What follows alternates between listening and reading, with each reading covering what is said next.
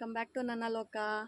Hi ನಮಸ್ತೆ ಸ್ನೇಹಿತರೆ. ಏನಪ್ಪ ಇವತ್ತು ಯಾವುದೋ ರೋಡಲ್ಲಿ ಬಂದು ನಿಂತ್ಕೊಬಿಟ್ಟಿದ್ದಾಳೆ ಅನ್ಕೋತಾ ಇದ್ದೀರಾ? ಏನಿಲ್ಲ, ವರಮಹಾಲಕ್ಷ್ಮಿ ಹಬ್ಬ ಬಂತಲ್ವಾ, ಇಲ್ಲಿ Shalini and Yashwant silk sarees, Shalini and Yashwant silks and sarees ಇವ್ರದ್ದು ಎಕ್ಸ್ಪೋ ನಡೀತಾ ಇದೆ. ಅಂದರೆ ಸ್ಯಾರಿಗಳದ್ದು ಬಂಪರ್ ಆಫರ್ ಕೊಟ್ಟಿದ್ದಾರೆ. ಏನು ಅಂತ ನೋಡೋಣ ಬನ್ನಿ. ಒಳಗಡೆ ಹೋಗಿ ಏನೇನು ಕಲೆಕ್ಷನ್ಸ್ ಇದೆ, ಏನಿದೆ ಎಲ್ಲ ನೋಡ್ಕೊಂಬರೋಣ.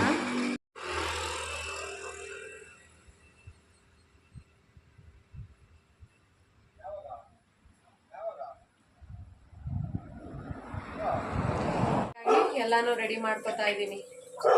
ಜಾನು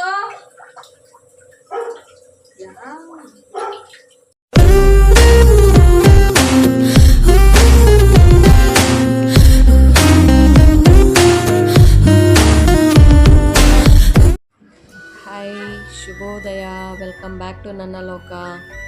ಶನಿವಾರದ ರಂಗೋಲಿಯಿಂದ ಈ ದಿನನ ನಾನು ಶುರು ಮಾಡ್ತಾ ಇದ್ದೀನಿ. ರಂಗೋಲಿ ಬಿಟ್ಟ ತಕ್ಷಣವೇ ನಾನು ಇಲ್ಲಿ ಅಡುಗೆ ಮನೆಯಲ್ಲಿ ಆಲ್ರೆಡಿ ಮೆಂತ್ಯ ಪಲಾವು ಹಾಗೆ ಟಿಫನ್ಗೆ ರೆಡಿ ಮಾಡೋದಕ್ಕೆ ಬಂದುಬಿಟ್ಟಿದ್ದೀನಿ. ತರಕಾರಿ, ಹಣ್ಣುಳಿಕಾಯಿ, ಮೆಂತ್ಯ ಸೊಪ್ಪಿತ್ತು, ಅದನ್ನೆಲ್ಲ ಹಾಕಿ ಈಗ ನಾನಿಲ್ಲಿ ಮೆಂತ್ಯ ಪಲಾವು ಮಾಡೋದಕ್ಕೆ ರೆಡಿ ಮಾಡ್ಕೊತಾ ಇದ್ದೀನಿ. ಮೆಂತ್ಯ ಪಲಾವ್ಗೆ ಅಕ್ಕಿಯನ್ನು ರೇಷನ್ ಅಕ್ಕಿನೇ ಸೇರಿಸ್ಕೊಂಡಿದ್ದೀನಿ. ಎಲ್ಲ ಈ ರೀತಿ ರೆಡಿ ಮಾಡಿ ಫೈನಲಿ ನಮ್ಮ ಮೆಂತ್ಯ ಪಲಾವ್ ಈ ರೀತಿಯಾಗಿ ರೆಡಿಯಾಗಿತ್ತು. ಈ ರೆಡಿಯಾಗಿರೋ ಮೆಂತ್ಯ ಪಲಾವ್ನ ನಮ್ಮ ಮನೆಯವ್ರು ಕೊಟ್ಟು ಮಿಕ್ಸ್ ಮಾಡೋದಕ್ಕೆ ನಾನು ತಟ್ಟೆ, ನೀರು, ಚೊಂಬು, ಆಳು ಮುಳು, ಕಸ ಕಡ್ಡಿ ಎತ್ಕೊಂಬರೋಕ್ಕೆ ಹೋಗಿದ್ದೀನಿ. ಅವರು ಅರ್ಜೆಂಟಲ್ಲಿದ್ದರು. ಅದಕ್ಕೆ ನೀನು ಫಸ್ಟ್ ಮಾಡ್ಕೊಂಬೋದು, ನಾನು ಆಮೇಲೆ ಟಿಫನ್ ಮಾಡ್ತೀನಿ ಅಂತ ಹೇಳಿ ಅವ್ರಿಗೆ ಹಾಕ್ಕೊಟ್ಟೆ. ಎಲ್ಲ ಇವರಿಬ್ಬರೇ ತಿಂತವ್ರೆ ಅಂತೇಳಿ ನಮ್ಮ ಜಾನು ಒಂದು ಕಡೆ ಸುಮ್ಮನೆ ಕೂತ್ಕೊಂಡಿತ್ತು ಸೈಲೆಂಟಾಗಿ. ಅದಕ್ಕೆ ನಾನು ಊಟ ಮಾಡುವಾಗ ಜಾನುಗೂ ಹಾಕೋಣ ಅಂದ್ಬಿಟ್ಟು ಸುಮ್ಮನಾದೆ. ಅವ್ರಿಗೆ ಕೆಲಸ ಇದ್ದಿದ್ದರಿಂದ ಬೇಗ ಅವರು ಟಿಫನ್ ಮಾಡಿ ಹೊರಟರು. ನಾನು ಕೂಡ ಟಿಫನ್ ಮುಗಿಸಿ ಮಧ್ಯಾಹ್ನ ವರಮಹಾಲಕ್ಷ್ಮಿ ಹಬ್ಬಕ್ಕೆ ಸೀರೆ ತರಬೇಕಾಗಿತ್ತಲ್ವ, ಅದಕ್ಕೆ ಎಲ್ಲ ಕೆಲಸ ಮಾಡಿಬಿಟ್ಟು ಲೇಟಾಗಿ ಟಿಫನ್ ಮಾಡೋಣ ಅಂದ್ಬಿಟ್ಟು ಟಿಫನ್ ಎಲ್ಲ ಮಾಡಿ ರೆಡಿ ಮಾಡಿದ್ದೀನಿ.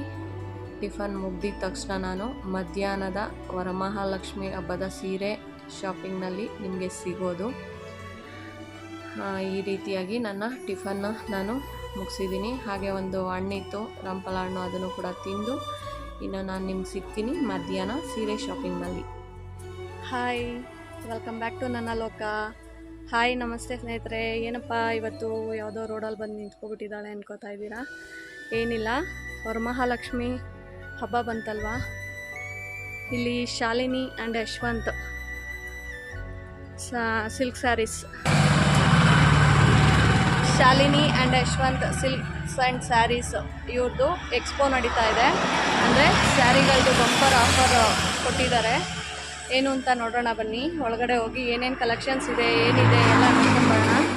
ಗಾಡಿಗಳ ಸೌಂಡ್ ತುಂಬ ಇದ್ದಿದ್ದರಿಂದ ನಾನಿಲ್ಲಿ ವಾಯ್ಸ್ ಓವರ್ ಕೊಡ್ತಾ ಇದ್ದೀನಿ. ಹೌದು, ವರಮಹಾಲಕ್ಷ್ಮಿ ಹಬ್ಬಕ್ಕೆ ಒಂದು 2,000 ಸೀರೆ ತೊಗೊಂಡ್ರೆ 1,000 ಇದರಲ್ಲಿ ಒಂದು ಸ್ಯಾರಿನ ಬಂಪರ್ ಆಫರ್ ಆಗಿ ಕೊಡ್ತಾಯಿದ್ರು.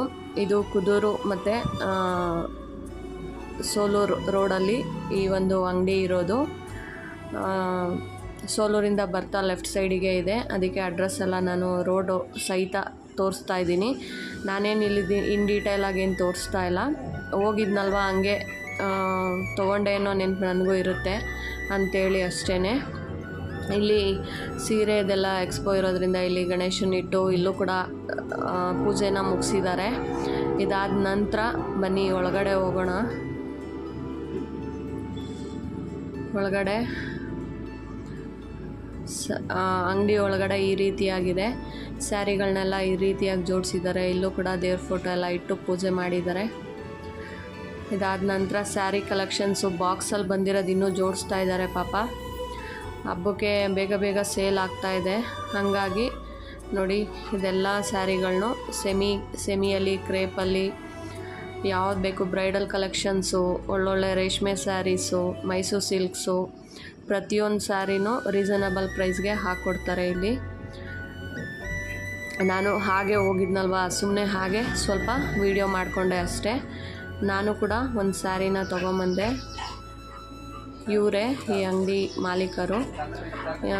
ನನ್ನ ಸೀರೆನ ನಾನು ನೆಕ್ಸ್ಟ್ ವ್ಲಾಗ್ನಲ್ಲಿ ತೋರಿಸ್ತಾ ಹೋಗ್ತೀನಿ. Welcome back. ಈಗ ಸಂಜೆ ಊಟಕ್ಕೆ ಎಲ್ಲ ರೆಡಿ ಮಾಡ್ತಾ ಇದ್ದೀನಿ. ಸಂಜೆ ಊಟಕ್ಕೆ ಇವತ್ತು ರೊಟ್ಟಿ ಮತ್ತು ಸ್ವಲ್ಪ ಕಾಳು ನೆನಕಿದೆ. ಕಾಳು ತರಕಾರಿ ಎಲ್ಲ ಥರ ತರಕಾರಿ ಹಾಕಿ ಕಾಳು ತರಕಾರಿಗಳ ಕೂಟು ಮಾಡೋಣ ಅಂತೇಳಿ. ರೊಟ್ಟಿಗೆ ಚೆನ್ನಾಗಿರುತ್ತೆ, ಹಾಗಾಗಿ ಎಲ್ಲಾನು ರೆಡಿ ಮಾಡ್ಕೊತಾ ಇದ್ದೀನಿ. ಜಾನು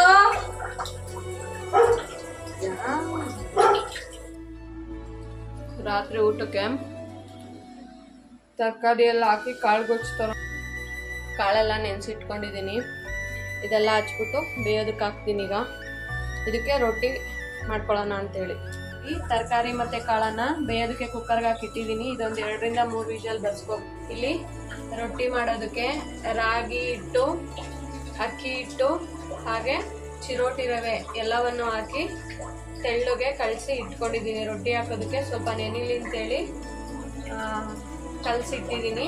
ಮಾಡೋ ಟೈಮ್ಗೆ ಚೆನ್ನಾಗಿ ಹದ ಬಂದಿರುತ್ತೆ ನೋಡಿ. ಇದು ನಮ್ಮ ರೊಟ್ಟಿ ಹಿಟ್ಟು.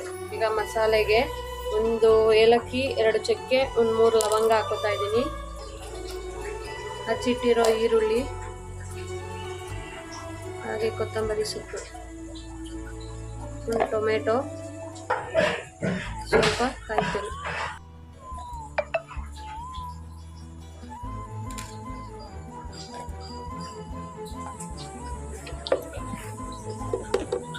ಈಗ ಅರ್ಧ ಟೇಬಲ್ ಸ್ಪೂನಷ್ಟು ಸಾಂಬಾರ್ ಪುಡಿ, ಅರ್ಧ ಟೇಬಲ್ ಸ್ಪೂನಷ್ಟು ಅಚ್ಚ ಖಾರದ ಪುಡಿ, ಒಂದು ಟೇಬಲ್ ಸ್ಪೂನಷ್ಟು ಧನಿಯಾ ಪುಡಿ,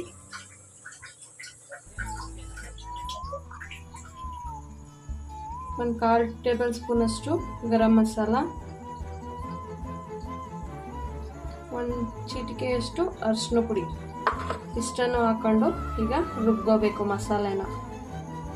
ಈಗ ಮಸಾಲೆ ಎಲ್ಲ ಈ ರೀತಿ ರುಬ್ಕೊಂಡಿದ್ದೀನಿ.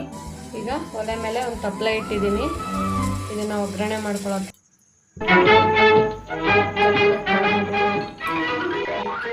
ಇಲ್ಲಿ ಸ್ವಲ್ಪ ಎಣ್ಣೆನ ಹಾಕ್ಕೊತಾ ಇದ್ದೀನಿ.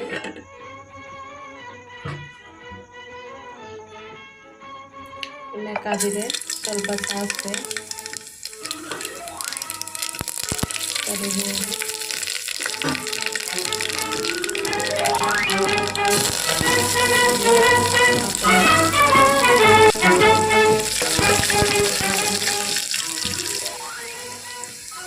ಅದಾದ ನಂತರ ರುಬ್ಬಿಟ್ಟಿರೋ ಮಸಾಲೆನ ಸೇರಿಸ್ಕೊತೀನಿ. ಮಸಾಲೆ ಸೇರಿಸ್ಕೊಂಡು ನೀಟಾಗಿ ಹಸಿ ವಾಸನೆ ಹೋಗೋವರೆಗೂ ಫ್ರೈ ಮಾಡ್ಕೊಳ್ಬೇಕು.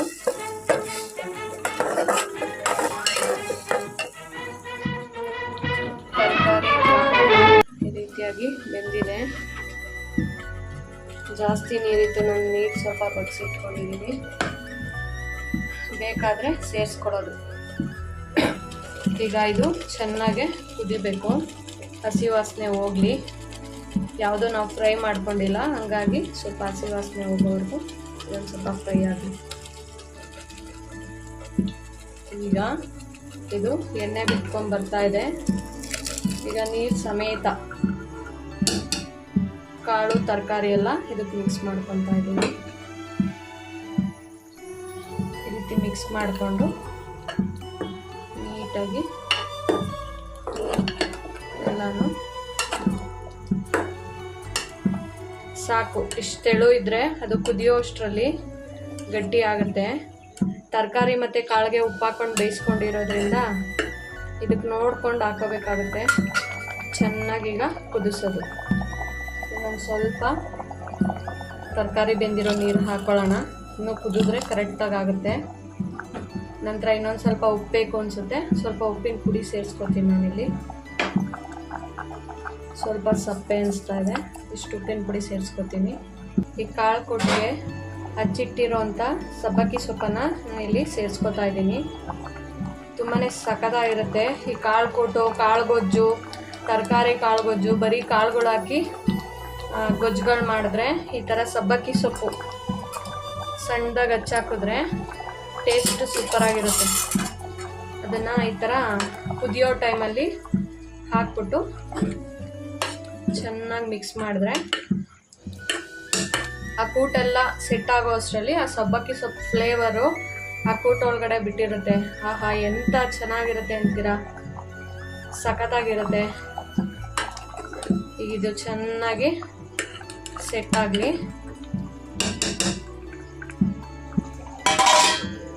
ತಟ್ಟೆ ಮುಚ್ಚಿ ಚೆನ್ನಾಗಿ ಕುದಿಸ್ತೀನಿ. ಈಗ ತರಕಾರಿ ಕೂಟು ರೆಡಿಯಾಗಿದೆ ನೋಡಿ. ಸಬ್ಬಕ್ಕಿ ಸೊಪ್ಪು ಕಣ್ಣಿಗೆ ಮರೆಯಾಗಿ ಹೋಗ್ಬಿಟ್ಟೈತೆ. ಏನು ಮನೆಯೆಲ್ಲ ಘಮ ಘಮ ಅಂತ ಇದೆ ಗೊತ್ತಾ. ನೀವು ಒಂದ್ಸರಿ ಮನೆಯಲ್ಲಿ ಮಾಡಿಕೊಂಡು ಹೇಗಿತ್ತು ಅಂತ ಕಮೆಂಟ್ ಬಾಕ್ಸಲ್ಲಿ ಕಮೆಂಟ್ ಹಾಕಿ.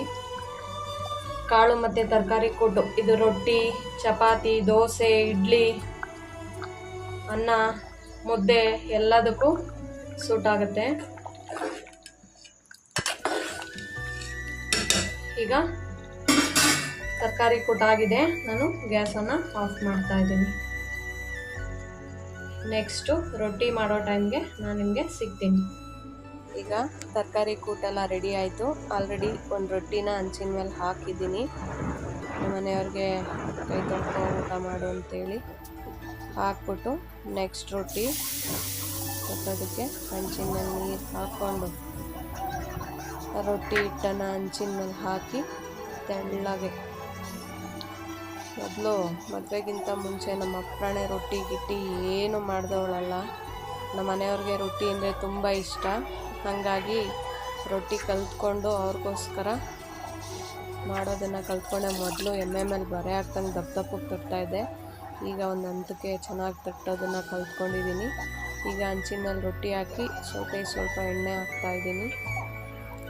ಎಣ್ಣೆ ಏನು ಬೇಕಾಗಲ್ಲ, ನಾನು ಹಾಕ್ತಾಯಿದ್ದೀನಿ ನೋಡಿ. ರೊಟ್ಟಿ ಚೆನ್ನಾಗಿ ಬರ್ತಾಯಿದೆ ಅಂತ. ಅಯ್ಯೋ ಮಳೆ, ಸಿಕ್ಕಾಪಟ್ಟೆ ಮಳೆ. ನಾನು ಸ್ವೆಟ್ರು ಜಾಸ್ತಿ ಯೂಸ್ ಮಾಡ್ತಿರ್ಲಿಲ್ಲ, ಸಿಕ್ಕಾಪಟ್ಟೆ ಮಳೆ ಇತ್ತು. ಅದಕ್ಕೆ ರೊಟ್ಟಿ ಥರ ಇರೋದು ಹಾಕಿ ರೊಟ್ಟಿ ತಟ್ತಾಯಿದ್ದೀನಿ. ಅಲ್ಲಿ ಕಿಟಕಿ ಹತ್ರ ನಿಂತ್ಕೊಂಡು ಮಾಡ್ತಾ ಇರ್ತೀನಲ್ಲ, ಚಳಿ ಜಾಸ್ತಿ. ನಮ್ಮ ಇಲ್ಲಿ ಪಕ್ಕದಲ್ಲಿ ಕೆರೆ ಬೇರೆ ಇದೆ, ಫುಲ್ಲು ಚಳಿ. ಹಂಗಾಗಿ ರೊಟ್ಟಿನ ಮಚ್ಚಾಕಿ ಒಂದು ರೊಟ್ಟಿ ಆಲ್ರೆಡಿ ಹಾಕಿಟ್ಟಿದ್ದೀನಿ. 2 ರೊಟ್ಟಿ ಮಾಡಿಕೊಟ್ರೆ ತಿಂತಾ ಇರ್ತಾರೆ ಅಷ್ಟರಲ್ಲಿ, ಇನ್ನೊಂದು ಹಾಕೋಣ ಅಂತೇಳಿ. ಈಗ ಹೌದು ತಟ್ಟೆ ಆ್ಯಸ್ ಯೂಶುವಲ್ ಚಿನ್ನದ ತಟ್ಟೆ ಎತ್ಕೊಂಡು ರೊಟ್ಟಿಯೆಲ್ಲ ಹಾಕಿ ಕಾಳು ಕೊಟ್ಟು ಎಷ್ಟು ಚೆನ್ನಾಗಾಗಿತ್ತು ಗೊತ್ತಾ. ತುಂಬಾ ಚೆನ್ನಾಗಾಗಿತ್ತು. ತರಕಾರಿ ಎಲ್ಲ ಜಾಸ್ತಿ ಇದ್ದಾಗ ಕಾಳುಗಳು, ಬಟಾಣಿ, ಕಡಲೆಕಾಳು, ಅಲಸಂದೆ ಕಾಳು ಎಲ್ಲವನ್ನು ನೆನೆ ಹಾಕಿ ಮಾಡಿದ್ರೆ ಎಕ್ಸಲೆಂಟಾಗಿರುತ್ತೆ. ಈಗ ಒಂದು ರೊಟ್ಟಿ ಆಲ್ರೆಡಿ ಇತ್ತಲ್ವ ಹೊರದಿಗೆ, ಇನ್ನೊಂದು ರೊಟ್ಟಿ ರೆಡಿ ಆಯಿತು. ಇನ್ನೊಂದು ರೊಟ್ಟಿನ ಹಾಕಿ ಕಾಳು ಕೂಟನೂ ಹಾಕಿ ನಮ್ಮ ಮನೆಯವ್ರಿಗೆ ತೊಗೊಂಡೋಗಿ ಕೊಡ್ತಾ ಇದ್ದೀನಿ.